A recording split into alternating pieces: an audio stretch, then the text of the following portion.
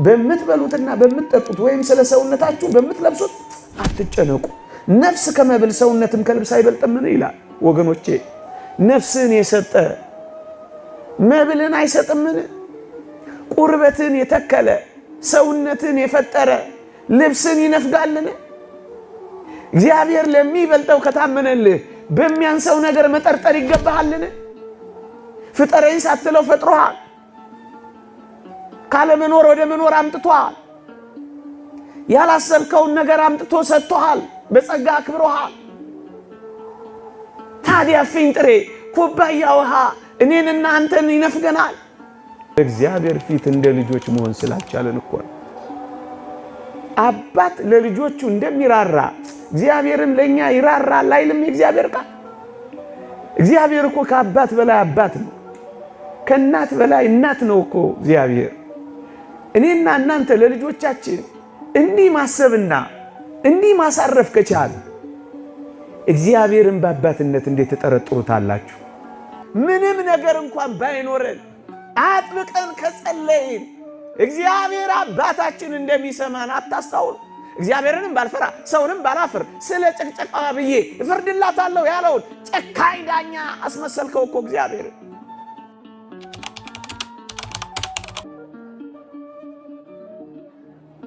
በአንደኛ ጴጥሮስ መልእክት ምዕራፍ 5 ቁጥር 7 ላይ እርሱ ስለ እናንተ ያስባልና የሚያስጨንቃችሁን ሁሉ በእርሱ ላይ ጣሉት ይላል። በሁለት ነገር ነው እንዳንጨነቅ የሚነግረን በዚህ የመጽሐፍ ክፍል ላይ። አንደኛ ስለኛ የሚያስብልን አለ። እርሱ ስለ እናንተ ያስባልና ይላል። ስለኛ ያስባል አያስብም? ያስባል አያስብም? ስለኛ ያስባል።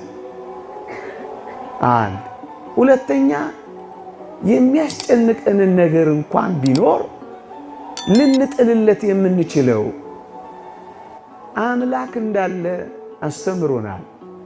ለዚህ ነው እሱ ያስብልናል፣ ደግሞስ እንጥልለታለን።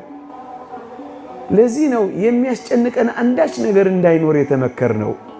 ወገኖቼ እኔ አሁን የ3 ልጆች አባት ነኝ። ሕፃናት ልጆች አሉኝ። ምን እበላለሁ፣ ምን እጠጣለሁ፣ እንዴት እኖራለሁ ብለው ያስባሉ አስቡ? ያስባሉ አስቡ? ሕፃናት እኮ ናቸው። ያስባሉ አስቡ? ለምን ማያስቡት? እኔ ያለሁላቸው ስል ደግሞ እንደ ተንኮለኛ መድኃኒዓለምስ እንዳትሉኝ። እኔ ያለሁላቸው አይደለ? ወጥቼ ወርጄ ለፍቼ አስቤላቸው ስለነሱ እኔ ምን አደርግላቸዋለሁ? ኖርላቸዋለሁ። እውነት አሰብ። ስለዚህ እነዚህ ሕፃናት ልጆቼ በጣም እንኳን ሊጨነቁ ሐሳብም የላቸው፣ በፈንጠዝያ ሊሞቱ ነው ለራሳቸው ነው አይደለም? ወገኖቼ እኛ እኮ በጣም የምንጨነቀው በእግዚአብሔር ፊት እንደ ልጆች መሆን ገና ስላልቻለን። ደርሶ አሳቢዎች፣ ደርሶ ተካዦች፣ ደርሶ ተመሳጮች፣ ደርሶ አጉረምራሚዎች የሆነው በእግዚአብሔር ፊት እንደ ልጆች መሆን ስላልቻለን እኮ ነው። አባት ለልጆቹ እንደሚራራ እግዚአብሔርም ለኛ ይራራል አይልም የእግዚአብሔር ቃል? እግዚአብሔር እኮ ከአባት በላይ አባት ነው። ከእናት በላይ እናት ነው እኮ እግዚአብሔር። እኔና እናንተ ለልጆቻችን እንዲህ ማሰብና እንዲህ ማሳረፍ ከቻለ እግዚአብሔርን በአባትነት እንዴት ተጠረጥሩታላችሁ? ይህንን ወንድሜ ፊቴ ስላለ ከእግር ጋር አንስቼ ብድግ ባረገ ጥሩ ስሜት ይሰማል? ኮንፈርት ይሰማል? ምቾት ይሰማል? እንደውም ማሳሰቢያ ያበዛል። ጠበቅ አድርገኝ እንዳትለኝ አይለኝም? የኔን ቤቢንስ ብድግ አድርጊያት ብሸከማት ብር ብታረገው ትከሻዬ ላይ ለጥ ነው የምትለው። ምናልባት እንደ እከም ለሽ ልትል ትችላለች። ነው አይደለም? ይኸውላችሁ እንዳደገ ሰው መመሪያ መስጠት እጆቻችንን ይዞን እንዲመራን ሳይሆን እጁን ይዘን እንድንመራው ስለምንፈልግ ልጆች መሆን ስላልቻለን እኮ ነው ወገኖቼ። መተኛት አልቻለም። ክንዶቹ ላይ መጣል አልቻልንም። ኃይሉ ላይ መጣል አልቻልንም። ልንመካበትና ልንተማመንበት አልቻልንም ወገኖቼ። ያን ሕፃን ሰምታችሁት የለ በሆነ በጣም በሞትና በሕይወት መካከል ባለ በሚጥል ቦታ ላይ አንድ ሰው ይዞታል እና በጣም ተመችቶት ያኮርፋል። ግን በጣም አደጋ ሊያመጣ የሚችል ቦታ ነው። ይሄ ልጅ በጣም የተመቸው ለምንድን ነው ተብሎ ሲጠየቅ ለካ የተሸከመው ምኑ ነው? አባቱ ነበር። ወገኖቼ በአባታችን እጆች ውስጥ እንዳለን ታስባላችሁ? ለዛ እኮ ነው የምንጨነቀው። እስኪ ልጠይቃችሁ፣ በእናቶቻችን ማህፀን እያለን ደማችን ሳይረጋ አጥንታችን ሳይሰቃ ገና ያኔ ደም አድርጎ የሰራ አጥንት አድርጎ የሰካብን እንዴት እንደምንበላ እንኳን እኛ እናታችን እንኳን ታውቃለች። ሰው ሁሉ ሊረዳው በማይችለው ጨለማ በሚመስል በዚያ ህይወት ውስጥ እኛን ሰው ያደረገን ማን ነው? እኛ በማናውቀው ዓለም ውስጥ እንኳን እግዚአብሔር እኮ አኑሮናል። እውነት አስብ። እናትህ እንኳን ሳታውቅህ እናትህ ሥላሴ ያውቀዋል። አባትህ እንኳን ሳይረዳህ አባትህ እግዚአብሔር ያውቀሃል። በዚያ ጥልቅ ጉዳይ ውስጥ እንኳን እግዚአብሔር ማኖር ከቻለ ዛሬ ህይወት ዘርተህ መንቀሳቀስ እየቻልክ እግር እጅ ኖሮ ማሰብና መመዘን እየቻልክ እግዚአብሔር ይተወኛል ብለህ እንዴት ታስባለህ? አትጨነቁ። እማንጨነቀው ስለኛ በርግጥ የሚያስብ እግዚአብሔር ስላለ ነው። አንደኛ። ሁለተኛ ለምንድን ነው በጣም ማንጨነቀው ካላችሁ የሚበልጠውን የሰጠን እግዚአብሔር የሚያንሰውን እንደማይከለክለን ስለምናውቅ ነው። እውነት አስብ። የሚበልጠውን ሰጥቶናል አልሰጠንም? ይኸውላችሁ በምትበሉትና በምትጠጡት ወይም ስለ ሰውነታችሁ በምትለብሱት አትጨነቁ። ነፍስ ከመብል ሰውነትም ከልብስ አይበልጥምን ይላል። ወገኖቼ ነፍስን የሰጠ መብልን አይሰጥምን? ቁርበትን የተከለ ሰውነትን የፈጠረ ልብስን ይነፍጋልን? እግዚአብሔር ለሚበልጠው ከታመነልህ በሚያንሰው ነገር መጠርጠር ይገባሃልን? ፍጠረኝ ሳትለው ፈጥሮሃል። ካለመኖር ወደ መኖር አምጥቶሃል። ያላሰብከውን ነገር አምጥቶ ሰጥቶሃል። በጸጋ አክብሮሃል። ታዲያ ፍንጥሬ ኩባያ ውሃ እኔንና አንተን ይነፍገናል? ለዚህ እኮ ነው አይበልጥም ወይ ይላል። የሚበልጠውን ከሰጠኋችሁ የሚያንሰውን ነገር እነፍጋችኋለሁ ወይ እኮ ነው የሚለው ወገኖቼ። ለሚበልጠው የታመነልን በሚያንሰው ነገር እንዴት ትጠረጥሩኛላችሁ ነው እኮ የሚለን። ለዚህ እኮ ነው ነፍስን የሰጠ ምግብ መስጠት ይሳነዋል ወይ? ደግሞስ ስጋን ከአራቱ ባህሪያት አዋህዶ የፈጠረ ልብስ መስጠት ያቅተዋል ወይ? ሳትጠይቀው የሰጠህ አይደለምን? ሳትለምነው ያመጣህ አይደለምን? በሚያንሰው እጅግ ዝቅ ባለው ነገር አምላክህን ልትገምተው ይገባልን? ደግሞስ ስጋን አስነስቶ ነፍስን አዋህዶ ኋላ በመንግሥተ ሰማያት እጅግ መንፈሳዊ ሕይወትንና ምግብን የሚሰጠን አሁን በምድራዊ ነገር እሱ ይጠረጠራልን? በሚበልጠው ታምኖልሃል። በሚያንሰው ነገር ለምን ትጨነቃለህ? ደግሞስ ስጋውን የቆረሰልህ ደሙን ያፈሰሰልህ ራሱን የሰጠልህ ከዚያ ወዲያ ያለውን ነገር እንዴት ይነፍገኛል ብለህ ታስባለህ? ከሰማይ የወረደው ለአንተ ነው። መስቀል ላይ የቆመው ለእኛ ነው። ስጋውን መብል ደሙን መጠጥ አድርጎ የሰጠን እህል ምግብ ለብስ እግዚአብሔር ለዚህ ሳይታመን ይቀራል። ለዚህ ነው አትጨነቁ የሚለን። የሚበልጠውን ከሰጠው ግድ የለም በሚያንሰው ነገር አጠርጥረኝ ታመነኝ የሚለን እኮ ለዚህ ነው ወገኖቼ። ምድርን ያመናትን ያክል እንኳን እግዚአብሔርን እኮ ማመን አቅቶናል። በምድር ላይ የምንሽከረከረውን ያክል እንኳን እግዚአብሔርን መታመን አቅቶና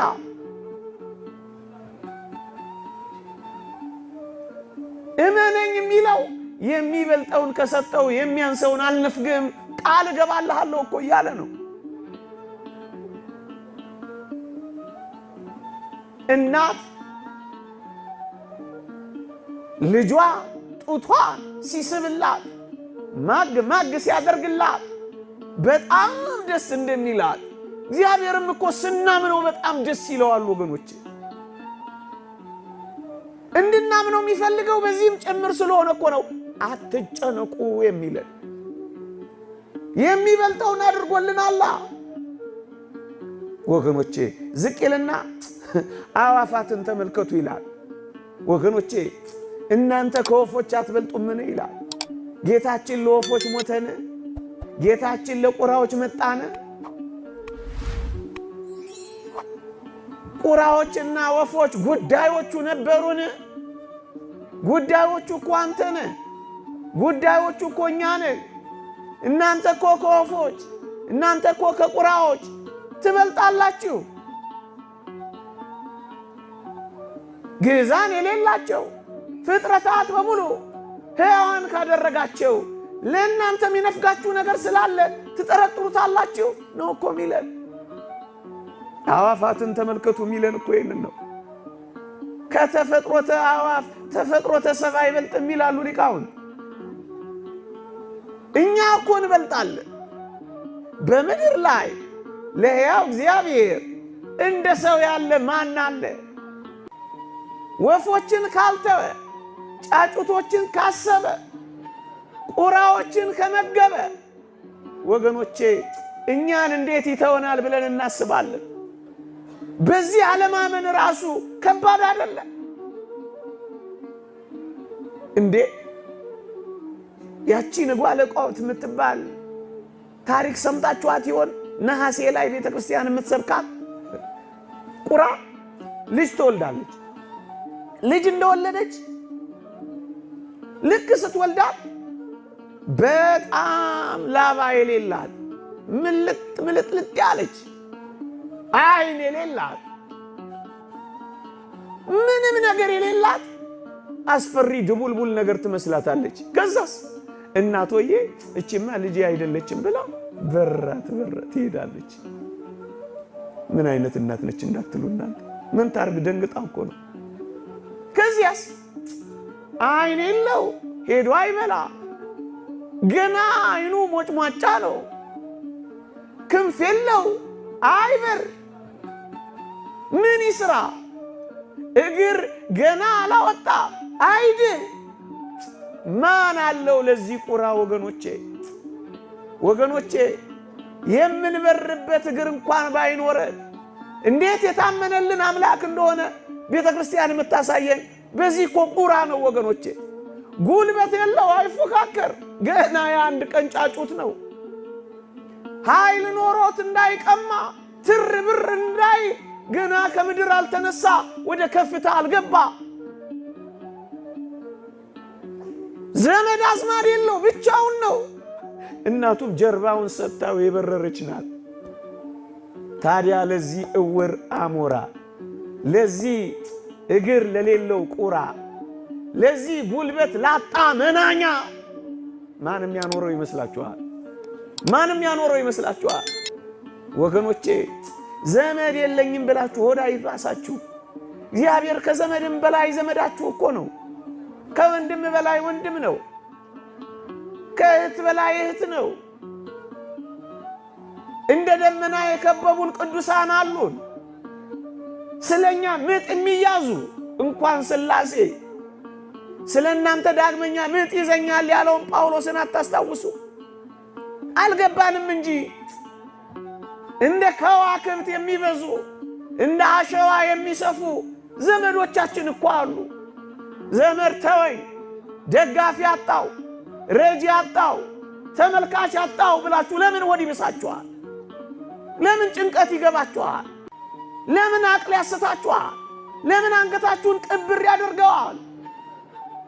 ብቻችሁን እንኳን ብትሆኑ፣ መብረሪያ ክንፍ ብታጡ፣ መመልከቻ አይን ባይኖራችሁ፣ መመከቻ ጉልበት ባይኖራችሁ እርጅና ቢጫናችሁ ግድ የላችሁም። እግዚአብሔርን እመኑት። ያስርባችሁ እንደሆነ እዩት፣ ያስጠማችሁ እንደሆነ ፈትኑት።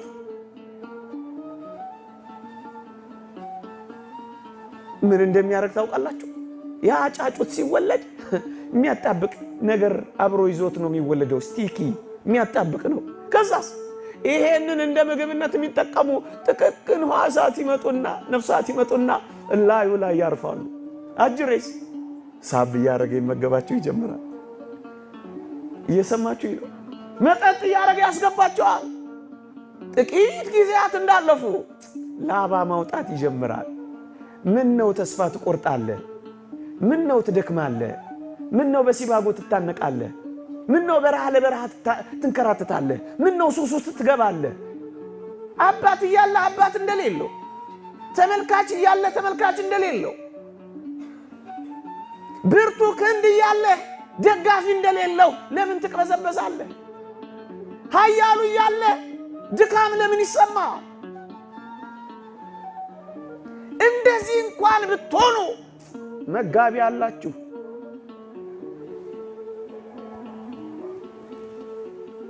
አጉራሽ አላችሁ፣ አልባሽ አላችሁ፣ መካች አላችሁ።